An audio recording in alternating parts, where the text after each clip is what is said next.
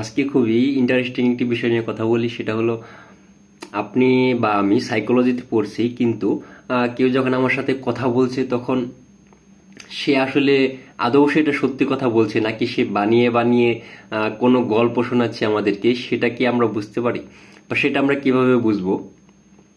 তো আমাদের আমাদের যে ব্রেন আছে বা আমাদের ব্রেনে যে হেমিস্ফিয়ার পার্টটি আছে, সেটাকে দুভাগে বিভক্ত করা হয়, যে একটি লেফট হেমিস্ফিয়ার এবং অন্যটি রাইট হেমিস্ফিয়ার। তো আমাদের যে রাইট হেমিস্ফিয়ার থাকে, এই রাইট হেমিস্ফিয়ার যে জিনিসগুলো কন্ট্রোল করে সেগুলো হলো আমাদের ক্রিয়েটিভিটি, আমাদের চিন্তা করার ক্ষমতা, আমাদের অ্যানালাইসিস ক্ষমতা এবং আমাদের যে ইমাজিনেশন করার ক্ষমতা। অর্থাৎ আমরা যে ভিজুয়াল চিন্তাগুলো করি, অর্থাৎ আমরা যে মানে ছবি মনে মনে ছবি এঁকে বা কোনো একটি ঘটনাকে সাজাই, দেখি, চিন্তা করি ভিজুয়ালি, সেটা হয় আমাদের রাইট হেমিস্ফিয়ার থেকে। এবং আমাদের যে লেফট হেমিস্ফিয়ারটা আছে, এটা এখান থেকে এখানে আমাদের মেমোরি গুলো থাকে, অর্থাৎ আমাদের যে পূর্বের স্মৃতিগুলো আছে সেগুলোকে বলা হয় যে আমাদের লেফট হেমিস্ফিয়ারে থাকে। তো আমরা যখন আমাদের রাইট হেমিস্ফিয়ার ইউজ করি, অর্থাৎ আমাদের কোনো ক্রিয়েটিভিটি ইউজ করি, আমাদের কোনো ঘটনাকে আমরা চিন্তা করে তারপরে বলার চেষ্টা করি, বা কোনো ঘটনা নিয়ে বেশি চিন্তা করি, কোনো একটি ভিজুয়ালাইজেশন করার চেষ্টা করি কোনো একটা জিনিসকে নতুন করে, তখন আমাদের এই রাইট হেমিস্ফিয়ার দিয়ে যখন যেহেতু কাজটা হয়, তো বলা হয় যে আমাদের চোখের মনিটা সেই সময় রাইটে চলে আসে, মানে সেই সময় ডান দিকে চলে আসে।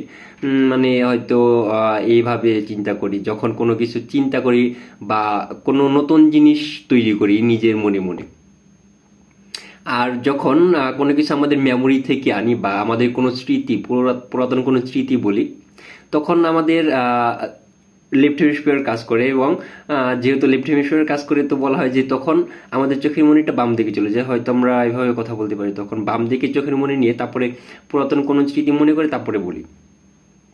তো যখন কোনো ব্যক্তি আপনার সাথে কথা বলছে, সে যদি এভাবে কথা বলে যে আমি তো এভাবে এভাবে করেছিলাম, সেই ঘটনাটা এইভাবে এইভাবে এরকম হয়েছিল, তার মানে আহ, তার চোখের মনিটা যখন ডান দিকে গেছে, তার মানে কি সে ঘটনাটা তার ক্রিয়েটিভিটি থেকে আপনাকে বললো। অর্থাৎ ঘটনাটা তার সাথে পূর্বে ঘটেনি, পূর্বে যদি ঘটতো সে তাহলে তার মেমোরি থেকে, তার ব্রেনের যে মেমোরি পার্টটা আছে সেখানে প্রেসার পড়তো এবং মেমোরি পার্ট লেফটে থাকে, তার মানে সে তার পূর্বের ঘটনা শেয়ার করলে আবার আপনার তার চোখের মনিটা বাম দিকে যাওয়ার কথা ছিল, কিন্তু ডান দিকে গেছে, মানে সে আপনাকে বানিয়ে বানিয়ে কোনো ঘটনা বানিয়ে বানিয়ে তারপরে বলেছে।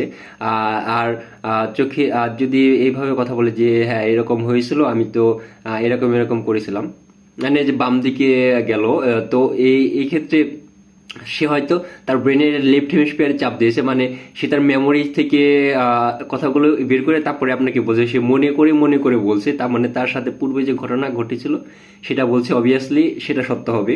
এবং যখন মিথ্যা বলবে তখন সেটা বানিয়ে বলতে হয়, যার জন্য সেই সময়টাতে চোখের মনি একটু ডান দিকে চলে যায়।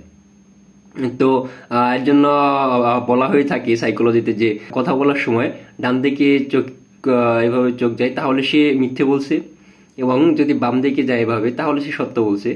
এটা 100% যে কারেক্ট হবে এমনটা নাও হতে পারে, সব সময় কারেক্ট হবে এমনটা নাও হতে পারে, কিন্তু অধিকাংশ সময় এরকমটাও হতে পারে। আপনি এই বিষয়গুলো যখন কমিউনিকেশন করেন বা কথা বলেন তখন এই বিষয়গুলো খেয়াল রাখতে পারেন। ধন্যবাদ।